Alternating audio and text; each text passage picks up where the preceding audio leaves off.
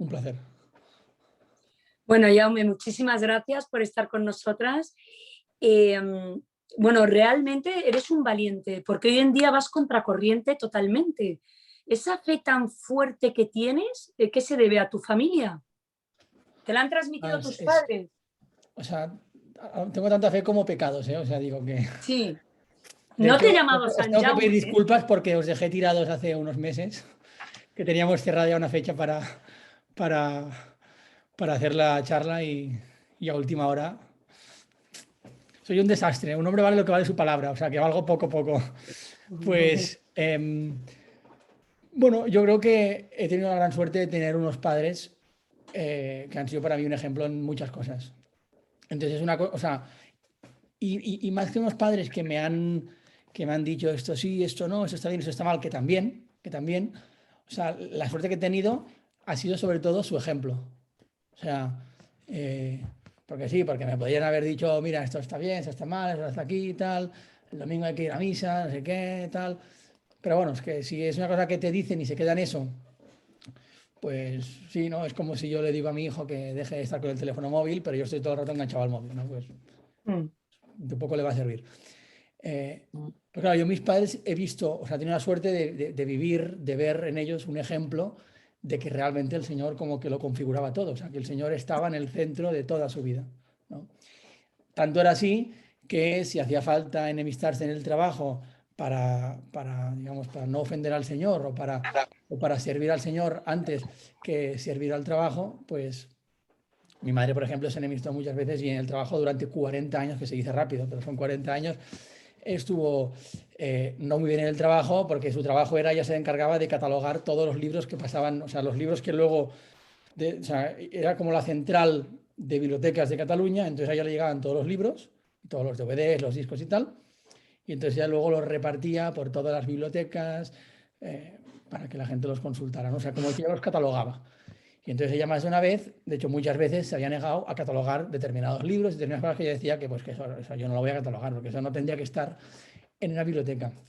Entonces ahí pues se buscó bastantes enemigos. Luego también, por ejemplo, yo viví como en el colegio, ¿no?, que nosotros íbamos, que en teoría era un colegio católico y tal, pues eh, claro, hubo un momento que desde el propio APA, que en teoría eran los padres pues más comprometidos con el ideario del colegio y tal, pues había como bueno, como un interés muy grande en, pues no sé, pues que el día de carnaval, que no sea un día, que sea una semana y cada día un disfraz diferente y no sé cuántos. A ver, y esta misa quizás la quitamos porque los chavales aún son pequeños y aquí quizás no tanto, tal. Y entonces mis padres empezaron a ver cosas que no les gustaron. Y entonces, o sea, pues eso también o sea, ellos, bueno, pues tomaron una serie de decisiones de pues, mis hijos no van a ir al carnaval, mis hijos no van a ir a eso. Eh, o sea, yo fui viendo mientras yo iba creciendo cómo mis padres preferían quedar mal con el mundo y bien con Dios que bien con el mundo y mal con Dios. Y que eso es una cosa que yo estoy convencido que a ellos les llevaba muchas cruces, pero que lo vivían con mucha naturalidad.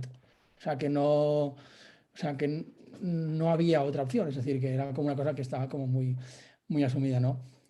Y luego también eso lo vi en el modo en el que, o sea, en el modo en el que sufrían por mí. O sea, yo siempre he vivido como por mí, cuando yo a lo mejor, pues, yo qué sé, suspendía, no iba a clase, tal, no sé cuántos, dejaba la carrera, o sea, con todo lo que podía tener que ver con cosas, pues así, accidentales, ¿no? Académicas, tal, no sé cuántos.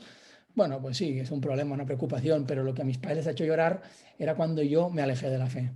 O sea, que eso es lo que realmente les preocupaba, el resto les da igual. Si yo tenía una carrera, tenía un grado, no tenía nada, trabajaba no sé dónde o no sé cuándo. O sea, que yo esto es como una cosa que he vivido muy desde pequeño en casa, entonces para mí ha sido un ejemplo que cuando yo me volví a acercar a la iglesia, o sea, nunca he vivido una forma diferente de vivir la fe.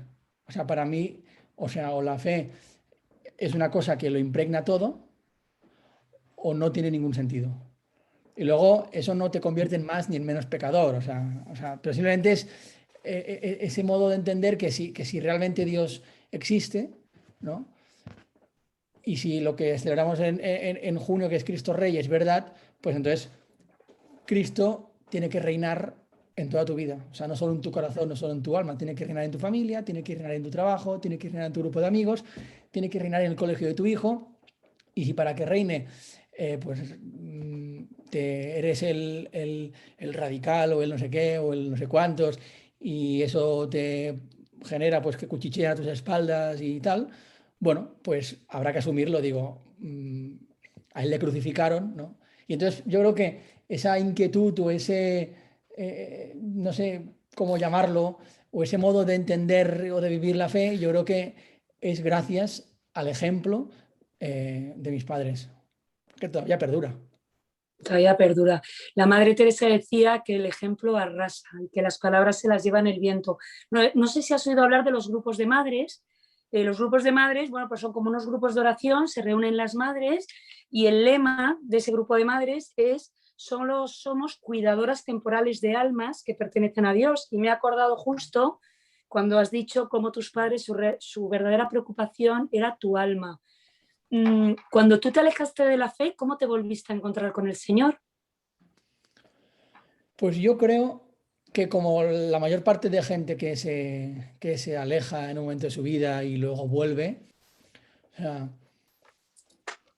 yo creo que el Señor, es cuando uno, o bien cuando uno toca a fondo, o bien cuando uno para un poco, se da cuenta de que el Señor, ¿no? La vida es como vamos caminando, ¿no? Y el Señor por el camino te va poniendo señales para ver si consigues no perderte entre los mil atajos que el mundo va construyendo para intentar despistarte, ¿no? Entonces, yo en uno de esos momentos en que había tocado fondo, o sea, que fue más que por reflexión, fue por obligación casi, o sea, era ya por desesperación y un vacío o sea, y un corazón pues ya muy maltrecho y muy destartalado, pues en ese momento aparecen en mi vida tres cosas que a mí pues o sea, como que me redescubren lo que toda la vida mis padres me habían enseñado. O sea, yo me acuerdo que una fue un grupo de jóvenes que tendrían mi edad, que es lo que expliqué en Asalto al Cielo, ese grupo de jóvenes que se dedicaban a repartir comida por las calles de Barcelona los sábados por la tarde, por la noche, pues desde las 8 de la tarde hasta las 3 de la mañana, y luego no solo repartían comida, sino que ejercían verdadera caridad, es decir, pues facilitaban a la gente de la calle que se pudiese confesar, primeras comuniones, confesiones, bautizos, bueno, o sea, era una labor preciosa. Y luego durante el resto de la semana, pues ese grupo de jóvenes pues procuraba que esa gente encontrase trabajo, un piso, mantas, tal. Y entonces yo algunos los conocía, porque quieras que no, el mundo católico pues es pequeño y cada vez los más, creo. Entonces pues nos vamos conociendo, ¿no? Que eso también pues tiene cosas buenas, ¿no? Y entonces pues algunos yo los conocía, me los encontré justo, ahí yo estaba de juerga por el centro de Barcelona y me los encontré a ellos pues de juerga de la que molaba de verdad. Y entonces yo me acuerdo que había unos tíos súper alegres y súper contentos, pero tíos que decía, joder, o sea, yo estoy todo el rato a carcajadas, haciendo el tonto y riéndome mucho, pero es que veo a estos tíos alegres y contentos y veo que no es una alegría de carcajada, sino que es una alegría de sonrisa, que no es que no sean bromas y que no haya risas, pero que es una alegría distinta. Y entonces a mí como que me llamó mucho la atención y más teniendo en cuenta que, claro, que estábamos a sábado por la tarde-noche, que para mí lo máximo que uno podía hacer el sábado por la tarde-noche era, pues no sé, montarse una buena juerga y cuanto más pronto acabe por la mañana y más tarde por la noche, mejor. Y entonces, claro, veías a esos jóvenes que están ahí, pues de pie, cansados, toda la noche, de un sitio para otro, hablando con la gente de la calle, la gente les miraba raro porque iban con sacerdotes, vestidos de sacerdotes, tal. Y entonces me acuerdo que fue como, o sea, que me dijeron de volver, porque claro, yo ese día yo estaba con mis amigos, yo luego me fui, me dijeron, vente un día, tal, no sé cuántos, yo me fui con ellos. Y entonces yo me acuerdo que, claro, yo estaba acostumbrado por las noches, pues llegar a casa fin de semana mareado, porque venía de no sé dónde, cuando no era mareado era triste, porque no, yo qué sé, o sea, era como una sensación que entre el alcohol, no sé cuántos, que a veces ibas con chicas, que a veces era algo más que alcohol, no sé cuántos, y llegabas ahí a habitación, a casa, y a veces el mareo no podías ni dormir y pensabas, menuda mierda de vida, no tengo aquí a nadie. Y cuando vengan problemas gordos, no sé si los de las carcajadas van a estar para llorar conmigo. Y había momentos de verdadero, o sea, que eran pocos, la verdad, pero como de lucidez, que eran por el impedimento de poder dormir, que no tenías otra que con el zumbido todavía de la música en las orejas, pues quedarte ahí sentado en la cama con cara de tonto pensando, ¿y esta es la vida que yo quiero? que no sé si en ese momento me lo planteaban esos términos, ¿no? Y esa es la vida que yo quiero, pero sí que veía que a mí eso, en el fondo, había algo que no me dejaba descansar. Y entonces me fui un sábado con esos chavales y recuerdo volver a casa a las 3 4 de la mañana y dormir como hacía muchísimo tiempo que no dormía. Era como si de repente mi corazón, no sé, es como que si después de un largo tiempo hubiese descansado y entonces el premio por descansar y por no sé, o sea, fue como una especie de sanación, ¿no? Entonces, esa noche pude dormir bien, ¿no? Y dormí en paz. Y entonces dije, joder, o sea, eh, estos tíos que tienen, ¿no? O sea, creo que tienen lo que mis padres toda la vida me han enseñado y que yo, pues más por tonto y por rebelde que por convencimiento, he ido rechazando, ¿no? Por eso, por una rebeldía estúpida de niño pequeño, que como los padres son la autoridad, pues hay que ir a por los padres y hacerles la vida imposible. Y entonces, si encima eres cabroncete como yo y un poco pillo, pues eres capaz de complicarles realmente la existencia, ¿no? Y entonces, ese fue un punto que a mí me ayudó muchísimo. Luego fui a unos campamentos con un sacerdote de Valladolid que ya lo conocía de antes y que el tío era de esos sacerdotes que te quería un montón, pero que si tenía que pegarte un collejón que te dejaba tieso, pues te pegaba un collejón que te dejaba tieso. Y en esos campamentos me quiso mucho, pero también pegó unos buenos collejones.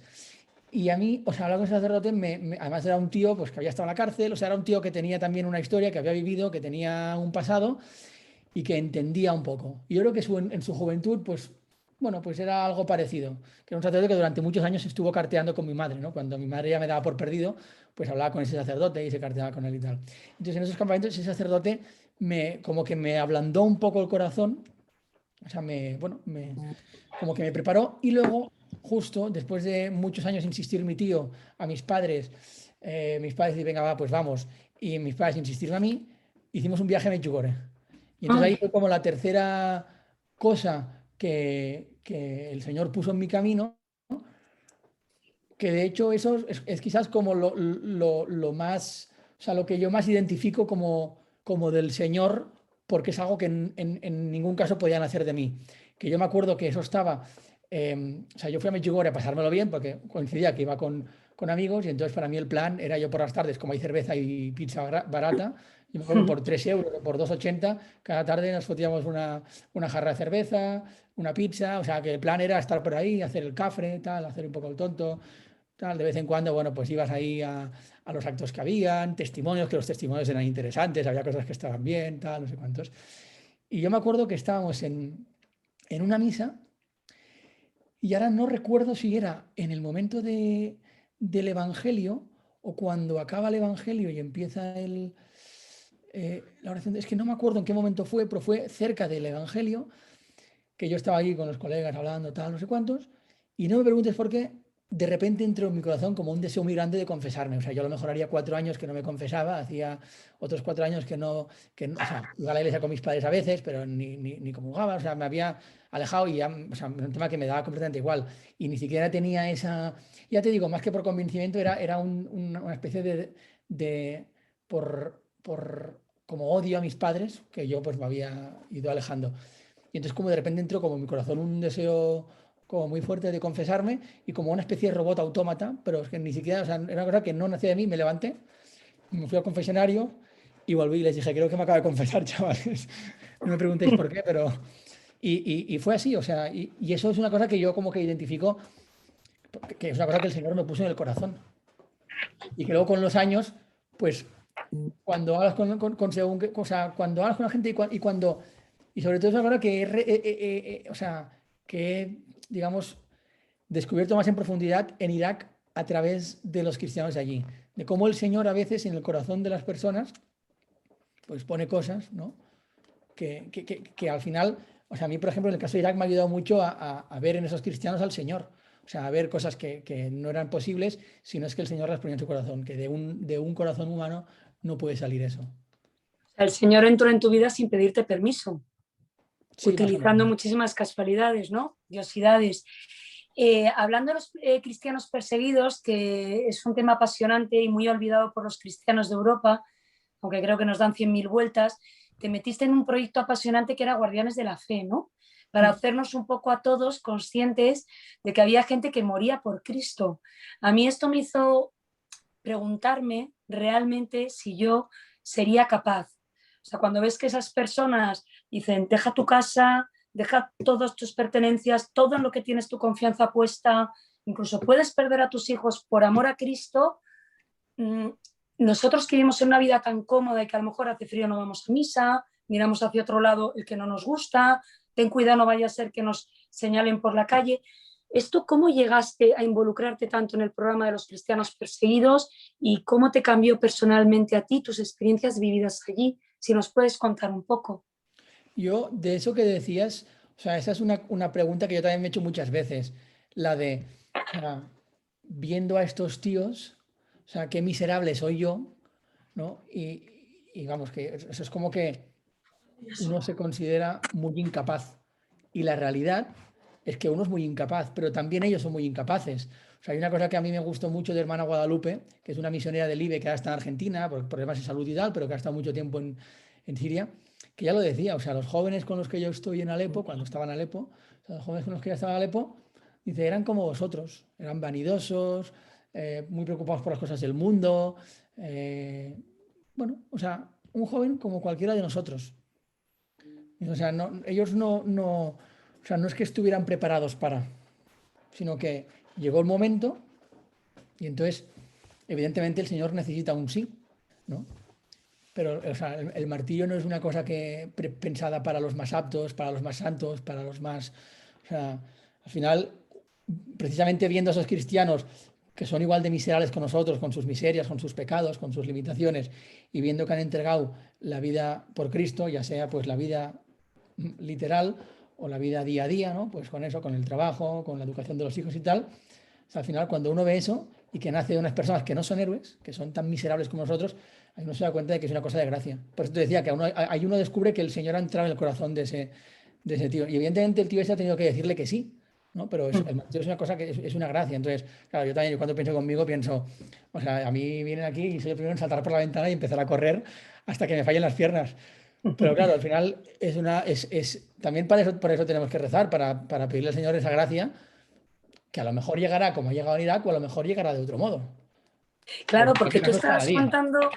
estabas contando de tus padres, realmente cuando pensamos en los cristianos perseguidos pensamos en héroes, que para mí personalmente lo son, ¿no? Y realmente tus padres también fueron mártires en muchos momentos, en su vida diaria, en su vida profesional, en su vida personal, ¿no? Hay muchos tipos de martirio.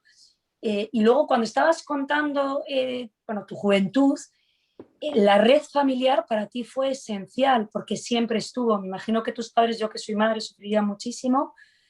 Doy por hecho, corrígeme si no es así, que tu madre pues se agarraría a la oración. Pero hoy en día que la sociedad, que la familia es tan atacada,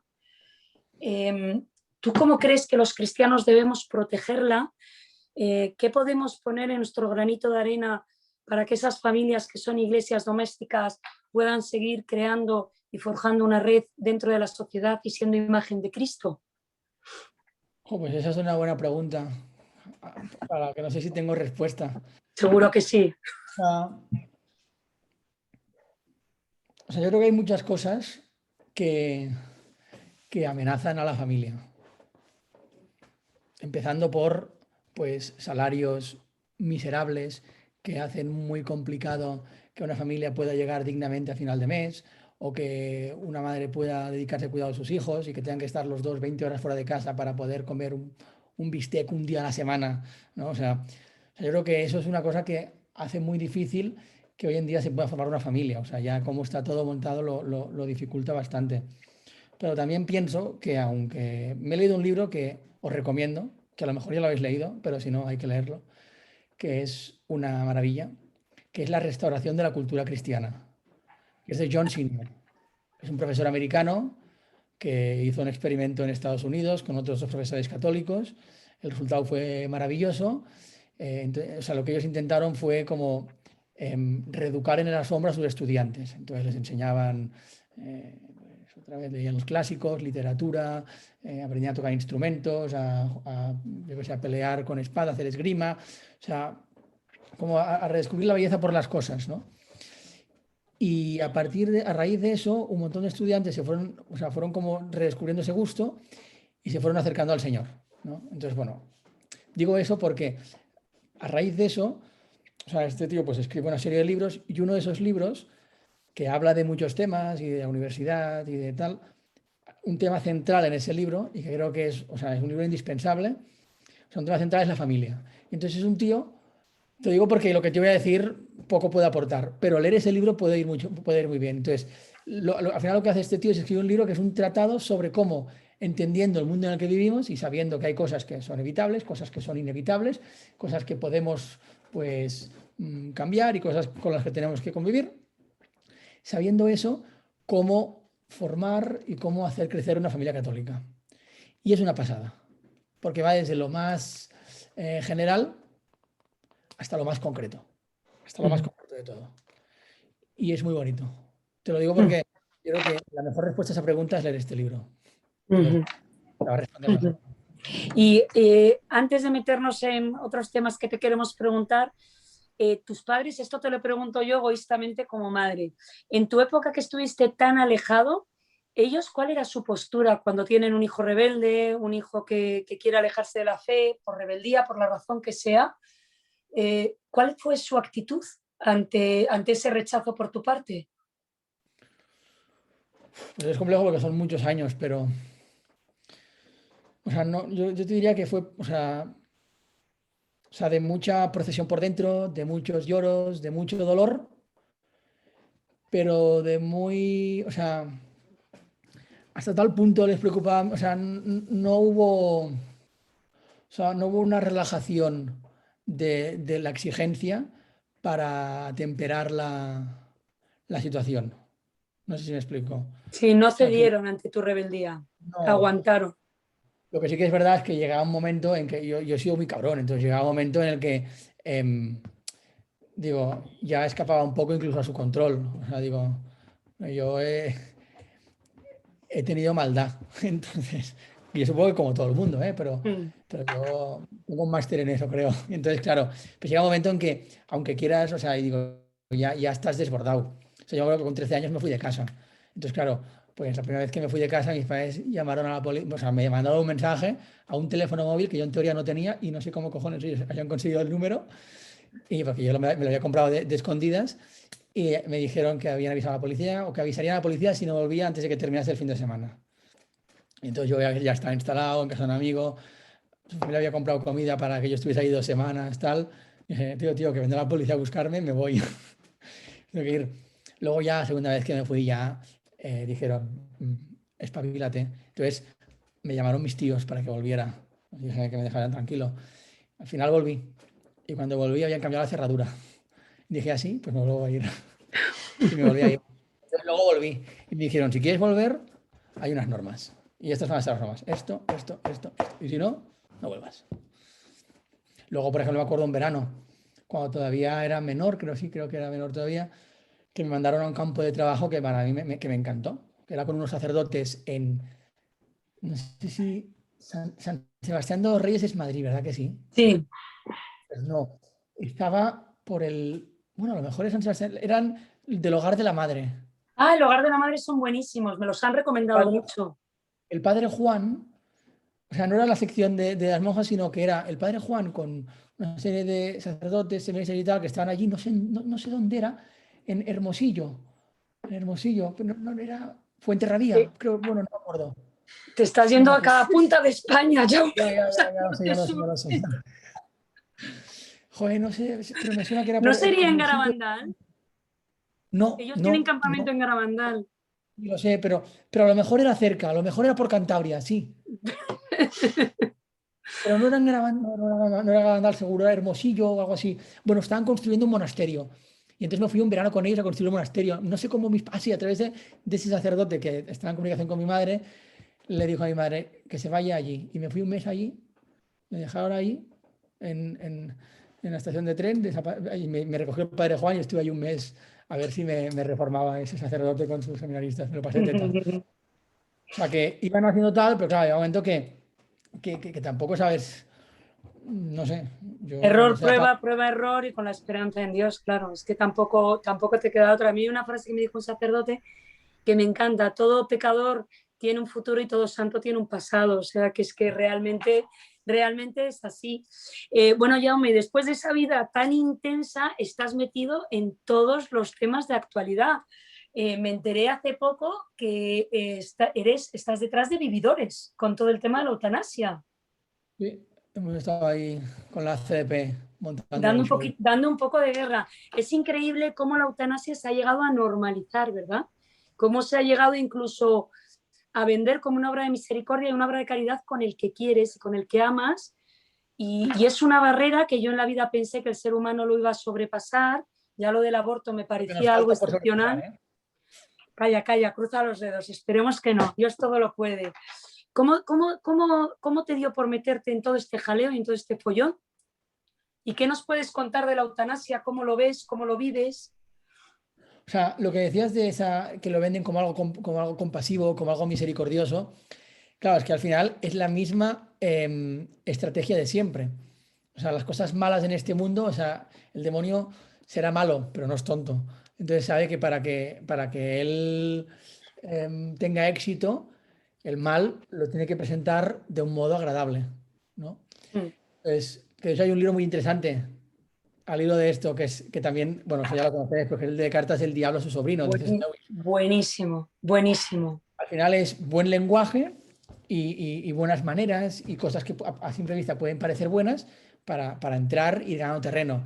Entonces, claro, o sea, de otro modo no habría podido entrar a la eutanasia si no fuera vendiéndola como un ejercicio de misericordia, como un ejercicio de, de compasión. Luego, si quieres, hablamos de la eutanasia. El por qué me metí en este proyecto es bastante providencial, la verdad. O sea, así, para resumirlo mucho con un titular así como muy llamativo, ¿no? De religión y libertad, todo empieza en una comida sobre pornografía y entonces empieza con una comida para hablar de pornografía y acaba en esto. La historia es muy larga, ¿vale? Entre medias pasan unos cuantos meses y pasan un montón de cosas, pero el tema es que yo vine a Madrid porque me llamaron de una asociación que querían hacer una campaña contra la pornografía a nivel nacional, tal. Entonces nos reunieron un grupo de personas para hablar del tema y allí conocí unas personas, la cosa se fue liando, tal, no sé cuánto, y al final, em, por cosas de la providencia, acabé hablando con el presidente del CEU, que es Alfonso Bullón de Mendoza. Y entonces, para otros temas además. Y entonces fue un día que me propuso, oye, si yo me vendría a vivir a Madrid, porque yo era de Barcelona, soy de Barcelona y ahora estoy en Madrid. Y entonces, y para empezar con este tema. Entonces ahí, pues un grupito de amigos empezamos a preparar lo que luego fue Vividores. O sea, porque al final, o sea, el tema de la CDP, que es la asociación un poco que ha impulsado Vividores, o sea, el tema de ese año era el tema de la vida y iban a tratar el tema de la vida, pues el nacimiento, o sea, desde la concepción hasta la muerte natural, con todo lo que va entre medias, que también es verdad que a veces pues como que no existe, ¿no? Y solo pues pensamos principio y final, pero durante pues también hay unos cuantos años. Y entonces iba a tocar todo esto, pero de repente el gobierno dijo, vamos a abrir otro frente porque todavía no hemos abierto suficientes frentes y queremos tramitar una ley para aprobar la eutanasia. Y entonces ahí es donde se decidió pues, que lo que iba a ser una cosa más extensa se concretase en el tema de eutanasia. Y entonces estuvimos un poco pensando a ver cómo podíamos dar respuesta a eso, sabiendo que ya, o sea, nacíamos para fracasar. Es decir, o sea, no nacíamos para fracasar porque sabíamos que no íbamos a parar la ley. O sea, eso ya lo sabíamos. O sea, la ley le iba a parar un milagro, si lo había, ya está. Pero nacíamos un poco porque, o sea, al final, los católicos somos expertos en llegar tarde a- a todas las peleas, ¿no? O sea, los católicos modernos, ¿eh? Porque eso antes no era así. Mm. Antes era un poco distinto. O sea, antes el mundo invisible era el mundo real, ¿no? Y los católicos vivían pensando en lo invisible, ¿no? Mm. Por eso, pues, grandes catedrales y por eso, pues, la belleza que nos ha precedido. Pero ahora no, ahora el mundo real es lo único es lo que vemos, ¿no? Entonces, bueno, pues llegamos tarde a todo. Mm. Pero bueno, lo hicimos un poco con la idea de que eso sea una cosa a largo plazo y para abrir una serie de debates que son los que no ha habido y los que si hubiera habido nos tenemos así. Es decir, al final el problema todo se reduce en vivimos como marqueses, súper bien, geniales, lo tenemos todo. Yo ahora me apetece algo y cojo el móvil y me viene un tío de globo sudando como un negro. Estamos en familia, perdón. Viene un tío de globo sudando como un jabato y me trae la hamburguesa porque yo quiero una hamburguesa ahora. y yo quiero mañana lo que sea y Amazon yo me encargo de que me lo traiga mañana. Y yo tengo que ir hasta allí, no tengo tiempo y me cojo un patinete y ni siquiera tengo que empujar, porque hay unos botones que hacen que ni siquiera los patinetes requieran ejercicio físico. O sea, todo es el ya, ahora, cuando quiero y porque sí. Y entonces, claro, en una sociedad así, pues en la que te enseñan a pensar que puedes vivir eliminando el dolor cuando descubres y cuando el dolor llega a tu vida, porque el dolor está, no es que llegue, es que está, eso te produce una gran insatisfacción, porque te han educado pensando que puedes vivir sin dolor. Y lo que te tendría que haber dicho es que va a ser imposible que vivas sin dolor, que te vas a pasar la vida entera intentando evitar el dolor, porque estamos bien hechos y uno quiere no sufrir, pero que no lo vas a conseguir. Y entonces tienes que saber que hay dolores evitables, vamos a ver cómo los evitamos, pero hay dolores inevitables. Entonces aquí de lo que se trata es de ver si es posible tener una vida plena con esos dolores inevitables, ¿no? Si es posible tener una vida feliz. Y entonces por eso, vividores, o sea, al final lo que hicimos con vividores es nosotros no tenemos respuesta a eso y tampoco me atrevería a dártela. Sin embargo, hay un montón de tíos que a su vida, pues en su vida han aparecido marrones muy gordos, enfermedades, muertes en la familia, lo que sea, lo que sea. Tienes a Jordi Sabaté, tienes a Rosa Pic, tienes a Andrés Marcio, tienes a quien sea. O sea, gente con marrones muy gordos que te dicen que la vida tiene sentido, que su vida tiene sentido, que son felices y que tienen una vida plena, que no la cambiarían por nada. O sea, que no la cambiarían por la de otra persona. Y claro, no solo te lo dicen, sino que ves que con su vida, o sea, que lo viven, o sea, ves que son tíos que viven alegres, o sea, que disfrutan de la vida. Porque yo me pongo en su piel y pienso, yo estaría amargado, pero ves que ellos no lo están. O sea, que realmente no es que tengan ahí un discurso preparado y sean coach y van allá a una charla TED y todo el mundo se aplaude, sino que realmente viven lo que dicen, ¿no? Entonces, esos tíos tienen una respuesta para nosotros, para saber, o sea, para esa duda eterna de si a pesar del dolor puedo ser feliz o no puedo ser feliz. ¿Qué sentido tiene la enfermedad? ¿Qué sentido tiene la muerte? Entonces ese debate no lo hemos tenido, hemos escondido la muerte, es lo de un mundo feliz. O sea, hemos escondido la muerte y hemos pensado que podíamos entregar unas pastillas de soma y el dolor nunca aparecería, ¿no? Y ese soma pues puede ser la música, puede ser jornadas laborales de 15 horas y gente bloqueada en el trabajo, puede ser, da igual, ruido, al final es ruido, ¿no?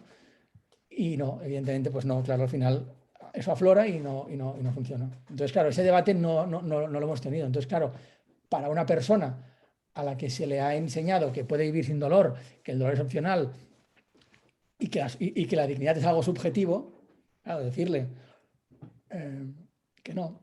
O sea, decirle que estás en contra de la eutanasia, o sea, para él eres un cabrón. Claro, porque tú estás obligando a otros, o sea, para él tú estás obligando a otros a sufrir. Claro, efectivamente así es como lo plantean y lo que me sorprende es que es una idea que cada vez está calando más en los jóvenes. O sea, se lo venden de tal manera pero bueno, igual que la LGTB o cualquier tema, hablas con niños que van a colegios muy católicos, con familias muy tradicionales y que te dicen, pero si es que realmente no hacen daño a nadie, si no se dan cuenta que se están haciendo daño a sí mismos, ¿no? O sea, que al final es, aunque sea en el desierto, el grito en el desierto, para por lo menos intentar despertar las conciencias que es que ahora parece que están dormidas, ¿no? Sí, no, Estamos como dormidos. y luego otra cosa que yo me acuerdo, o sea, al principio teníamos eso, ¿no? Oye, nos van a decir que somos unos crueles, ¿no? Que luego, claro, aquí también hay que tener claro que aquí nadie está defendiendo el encarnizamiento terapéutico. O sea, aquí nadie está diciendo que te alargue la vida artificialmente para que tú vivas lo máximo posible. Yo no te estoy diciendo eso. Pero luego lo que descubrimos es que lo cruel era precisamente aprobar la ley de eutanasia. O sea, siempre es una cosa cruel, pero especialmente ahora.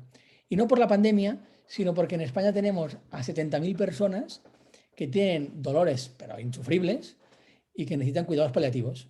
Y los cuidados paliativos son caros, son costosos, en España no hay especialidad, por lo tanto, pues no es una cosa que sea fácil. Pues las 100 y pico mil personas que los necesitan, 60 y pico, 70.000 no los reciben. Entonces, cuando uno está sufriendo una tortura, lo que pide, por favor, es que le maten. O sea, lo de las películas es real. Si a ti te secuestran y te están torturando durante semanas, que no te dan comida, que te van haciendo cortes, que te pegan, que no sé cuántos, al final pides, por favor, matadme ya. O sea, yo me acuerdo de un sacerdote de Irak, padre de Douglas, que lo decía a sus captores. O sea, dejad ya, o sea, por las noches le torturaban, por las mañanas le usaban de consejero espiritual. Él les pedía, por favor, matadme ya, o sea, no aguanto más. Y fueron 9 días. Entonces, claro, tú imagínate un enfermo terminal de una enfermedad que dura 2 años. Entonces, claro, a ese tío que lo que quiere es que le dejen de torturar, lo que quiere es que le cuiden, que le acompañen, ofrecerle la eutanasia, es una crueldad. Además, cuando tú hablas con los paliativistas, todos te decían lo mismo. A sus manos llegaban los pacientes que se querían morir. Mire, doctor, tengo un tumor, no puedo más, me quiero morir, ayúdame a morir. Entonces el doctor les preguntaba, ¿y qué te estás tomando? Entonces, pues resulta que se tomaban un chicle los lunes, un café con leche los martes y el viernes se tomaban aspirina los viernes de cada 2 semanas. Decía, vale, normal, así yo también me querría morir. Entonces empezaron a aplicar cuidados paliativos los que correspondían por la enfermedad de esa persona. Y todos los paliativistas te dicen lo mismo. Después de X años de profesión, las demandas persistentes de eutanasia son anecdóticas. O sea, uno de los pioneros en España de cuidados paliativos, que es el doctor Marcos Gómez Sancho, dice que después de 28 años y 25.000 pacientes, 2 demandas persistentes de eutanasia. 2. Después de 25.000 pacientes. Claro, en España tienes a 60.000 tíos, 60 y pico mil, que no están recibiendo cuidados paliativos los que necesitan. O sea, estás mandando al matadero a un montón de gente sin antes haberles ofrecido ayuda. O sea, eso es una verdadera crueldad. O sea, es decirles, me importáis un pimiento, pero muy poco me importáis. Y hoy en día, ¿cómo crees que el católico ante estos temas morales dentro de la política, que la política pues está tan de actualidad, cuál debe ser su postura? No sé. Yo te diría radical. Claro. O sea, el principal problema que tenemos los católicos es que no creemos. O sea, ese es nuestro principal problema, que no creemos. Entonces, claro, cuando uno no cree, cuando uno no está convencido y no lo vive y no tiene convicción, es que, claro, o sea, tú imagínate que vas a un debate en la televisión y tú tienes que defender que tu madre es la mejor del mundo. O sea, no vas a medir las palabras. O sea, no vas a faltar el respeto al tío de adelante, pero no vas a medir las palabras. O sea, no vas a esconder todo lo bueno que hace tu madre. No lo vas a camuflar, no vas a buscar a ver de qué modo tal. No, es que mi madre es la mejor. Y por esto y por lo otro y tal. Y hace cosas mal. Y precisamente porque hace cosas mal, aún tiene más mérito todo lo bien que hace. Precisamente porque es egoísta, porque es orgullosa, porque es tal, aún tiene más mérito todo lo que hace. Claro, y nosotros pues estamos en un mundo que nos es hostil, porque nos es hostil, es una hostilidad que yo creo que es más dañina que la hostilidad que puede haber en países de persecución cruenta. No sé por qué, pero la realidad es que donde los cristianos se juegan la vida, la fe crece. Pasó aquí en el 36, pasa en Irak, pasa en Siria, pasa en China, pasa en muchos otros países, o sea, la fe crece, ¿no? En los países en los que la hostilidad no es cruenta, sino que es social, a través de las leyes, o no de las leyes, de los medios, o del sentir social, ¿no? La eutanasia o sea, antes de que hubiese una ley ya había un sentir, ¿no? En una línea, ¿no? Para el que el cristiano era molesto, digamos, ¿no? Entonces, en esos países, pues la fe como que decrece. Entonces, yo entiendo que es, pues, ¿no? Pues es una parte de miedo y luego una parte importante de falta de convicción. O a lo mejor el miedo es fruto de la falta de convicción. Entonces, yo creo que, o sea, que hay que perder el miedo. Y hay un miedo que es razonable, ¿no? Porque uno si de repente, pues uno va a la televisión, uno va a tal, coño, pues, o sea, o es un descerebrado, o lo normal es que esté preocupado, que tenga nervios, que tenga miedo, tal. Pero yo no hablo de ese miedo de enfrentarse sino de ese miedo a que al final hemos comido a pisar o sea, a no herir a nuestra sensibilidad y hasta otra, y hasta tal, que al final acabamos intentando evangelizar sin hablar de Cristo. Claro. Intentamos hablar de Cristo sin hablar de la salvación. O sea, al final, o sea, lo único nosotros, los católicos, lo único importante que tenemos que decir al mundo, lo único importante es que Cristo ha muerto y ha resucitado. Ya está. Porque si no hubiera resucitado, o sea, digo, no, ya está, digo, no tenemos nada importante. Que luego, yo qué sé, pues tenemos cosas importantes que decir en economía, las tenemos. O sea, ahí tienes a Chesterton, a Belloc hablando de distributismo. Hay un modo de hacer las cosas más acorde a lo que el hombre es. Pues claro que tenemos que decir. O sea, luego tenemos algo que decir sobre tal, también. pero claro, ya es que sin lo esencial lo decimos. Entonces, claro, yo creo que eso es una cosa que por desgracia es cada vez más común, ¿no? O sea, es el evangelizar sin hablar de Dios, que es como intentar, no sé, es que para mí no tiene ningún sentido, más que la única explicación que tiene es que no creemos. Y me lo aplico, ¿eh? No creemos. Y entonces, claro, cuando tú vas a un sitio y tú no te lo crees, ¿a quién vas a arrastrar? O sea, si ni siquiera yo me creo que mi madre es la mejor, ¿cómo voy a convencer a ese tío que está convencido de que la suya es la mejor, de que está equivocado? Que en ese caso no hace falta que le convenza, porque la suya es la mejor también. Pero da igual, es un mal ejemplo. Pero ¿cómo le voy a convencer si ni siquiera yo me lo estoy creyendo que mi madre es la mejor? Eso es una cosa que además es que está muy de moda, ¿eh? Y a mí es un tema que me horroriza. Hay un concepto que bien entendido está muy bien, pero yo creo que o sea, conozco poca gente que lo aplique bien, que es lo de tender puentes, ¿no? Ahora está como súper de moda que hay que tender puentes, ¿no? Entonces vamos ahí tendiendo puentes, no sabes ni dónde, ni con quién, ni por qué, pero estamos todo el día desplegando puentes. Entonces, claro, si tender puentes es, eh, yo no renuncio a nada, pero voy a ser un tío genial contigo y voy a esforzarme en caerte bien para o sea, para poder acercarme a ti, para que veas que no soy un monstruo raro.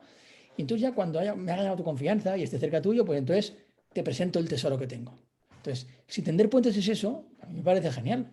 O sea, digo, me parece o sea, una cosa pues muy bonita, ¿no? O sea, digo, porque es un problema que tenemos en la sociedad, ¿no? Que a veces al rival le deshumanizamos. Entonces, trabajar para que te humanicen, para poder acercarte y vernos que, o sea, tengo algo que ofrecerte y que luego que no soy un monstruo.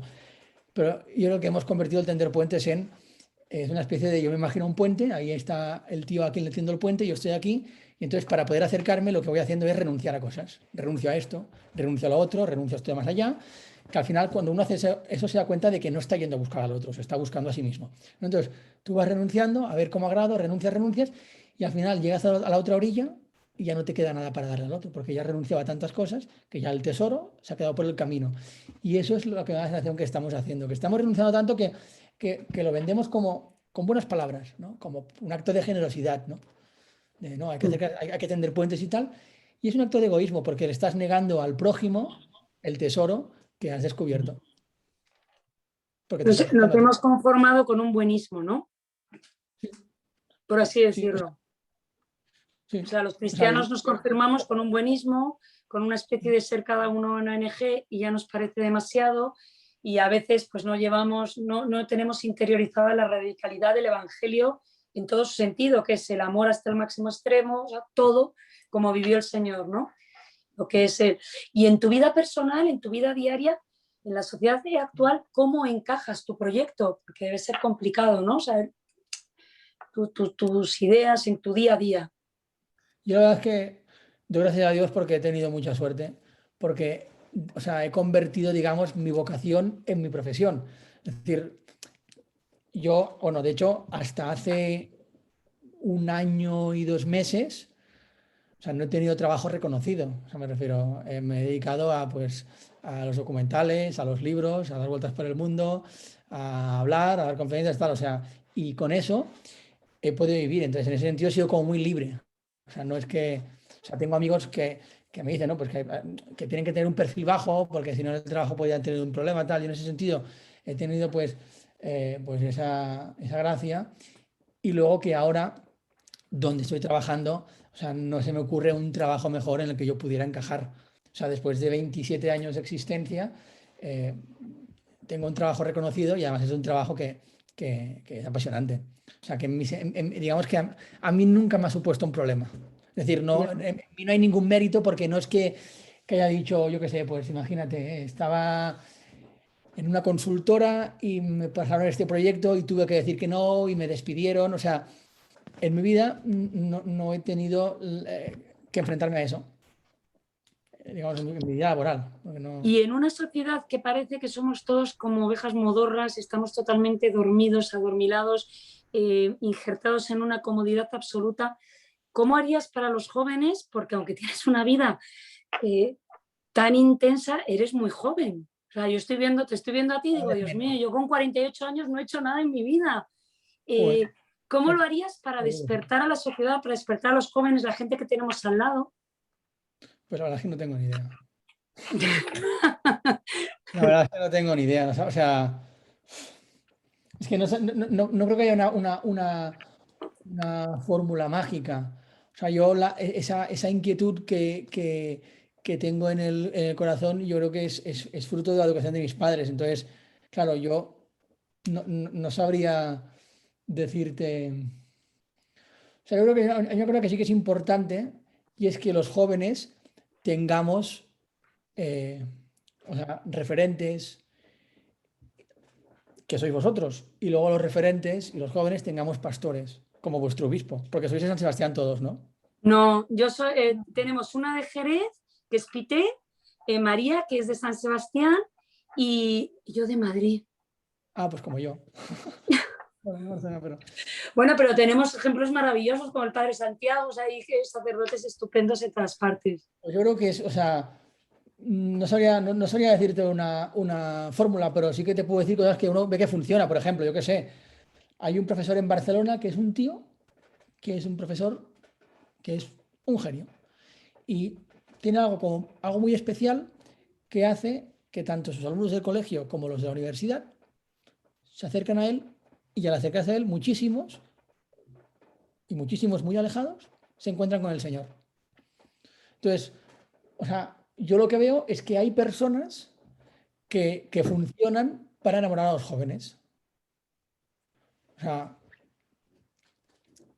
este profesor en concreto que estoy diciendo, pues, o sea, además es un caso llamativo, porque hay un montón Mm. de personas ahora en la iglesia enamoradísimas del Señor y la fe la han recibido por el contacto con este tío, hablando Mm. en clases, en su despacho, haciendo un cigarrillo, tomando una cerveza.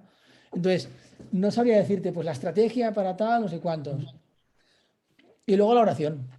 Y es una cosa que incluso los católicos hemos cambiado la oración por el mindfulness, ¿no?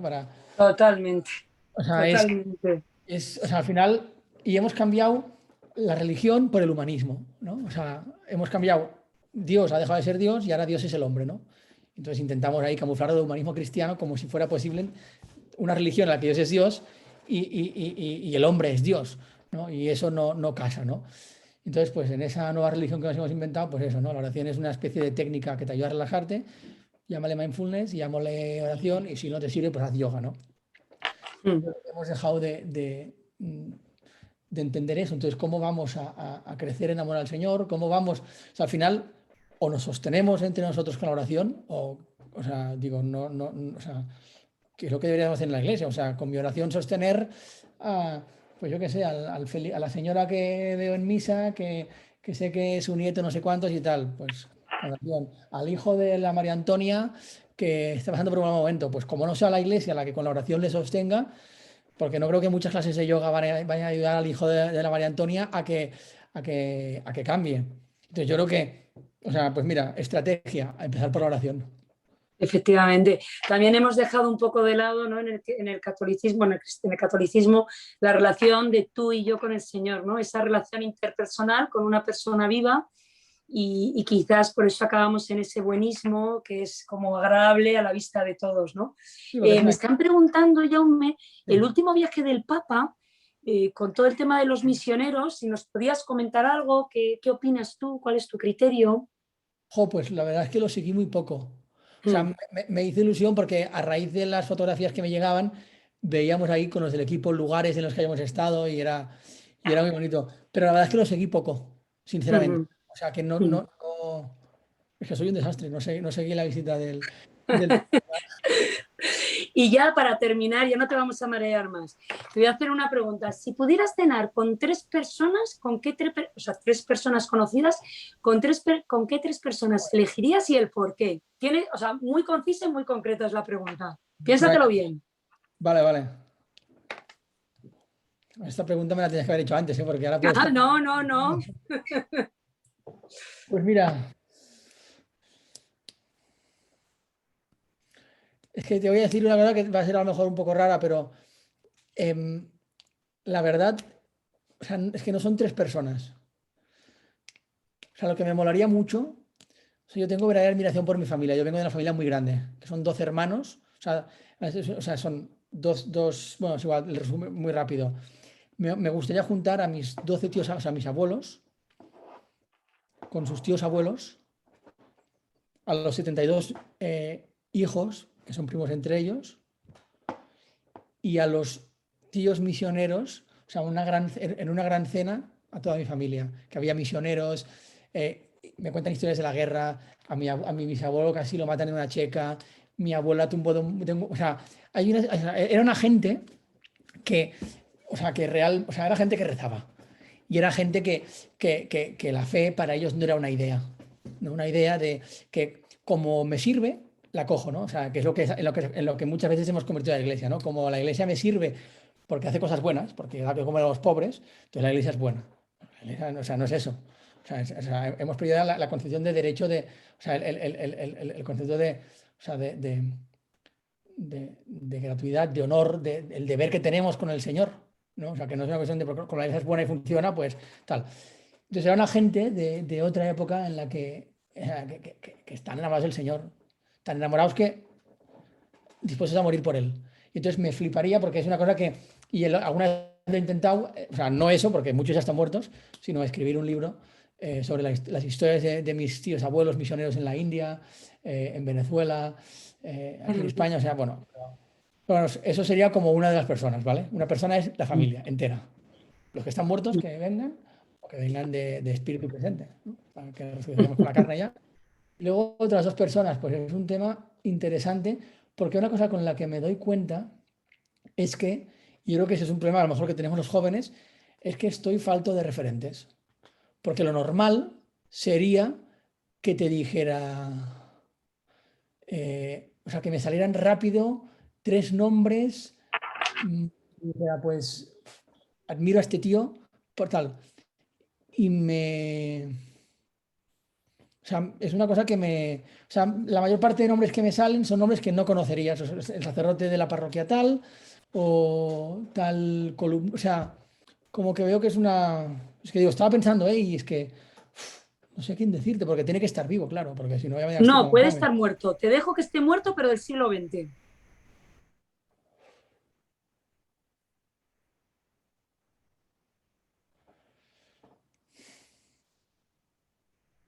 Pues te diría... Es que ¿por qué es tan difícil? ¿Tú con quién cenarías? Uf, Aunque sea semi- yo con la primera persona que cedería, con la Madre Teresa de Calcuta. Vale. La segunda, con San Rafael Arnaiz. Y la tercera, con Santa Teresita del Niño Jesús. ¿Qué te parece? Pues, pues está muy bien. Y con mi Está abuelo muy también, bien. materno, que ya no está. Yo tengo la suerte que todavía lo tengo. Pues De eres un hecho, privilegiado. 94 años y está más sano que yo. Es un Pues milagro eres de... un absoluto privilegiado y sobre todo qué gozada estaba pensando como madre. Digo, este tío lo primero que ha dicho es su familia. O sea, la importancia de la familia católica. Sí, sí. Fíjate lo que te han marcado, lo que tanto maltratamos, desvirtuamos, no rezamos, no luchamos, porque creemos que la felicidad está fuera en lo que nos ofrece el mundo. Me podrías haber dicho, Juan, personas interesantísimas. Y lo primero, no has dudado, tu familia. Y luego otra respuesta que me ha encantado, el sacerdote que no conoce ni su padre.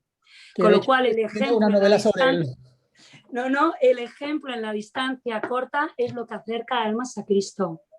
Sí, eso lo dice